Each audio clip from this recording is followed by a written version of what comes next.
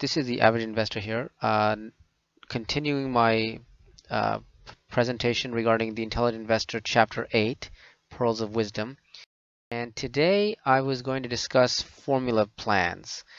And we've been discussing formula plans previously in regarding to Dow theory and timing plans. But formula plan, Dow theory and timing, what have you, are just basically formula plans.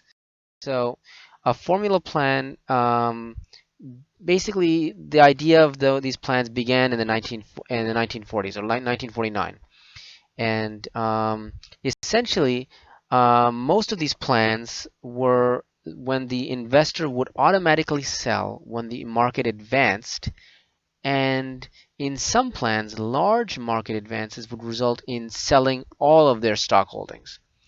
So maybe the market would rush higher and higher, higher, and you think, oh, I should now, because it's rushing, I should sell everything. But there's a problem with that. The problem is, it may seem logical, especially in hindsight, where this would produce excellent results. But the issue is, if this was used, say, in the 1950s, according to Benjamin Graham's Intelligent Investor, um, many people would prematurely sell many, if not all, their shares, and thus doing so, they would lose out even greater profits in the long term if they had actually held them for a longer period than the formula said that they should have.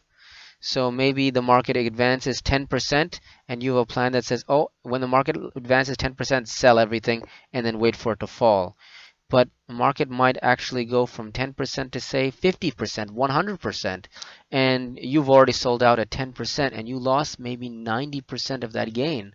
So um, you can never, these plans or these schemes never actually usually work out in the long run. So essentially, Dow theory was a formula plan, and Dow theory was basically using essentially when the Dow would move higher than the 50-day moving average, you would buy, or if it would go below, you'd sell. But in the long run, these would never work out. So one of the biggest problems was the reason they wouldn't work out is because many people would just figure these things out as, oh, plan A, everyone is doing this, I'm going to do exactly like plan A. And when everyone else does exactly the same thing you do, you actually always fail at your results to get good results. Um, the moral of the story is essentially regarding farming plans is it's anytime it seems that any scheme is easily described and a wide amount or a large amount of people can follow it, then that plan never lasts and that plan never works. So if it's an easy plan, everyone's going to do it and everyone is going to do the exact same thing you are, and you will always lose in the end.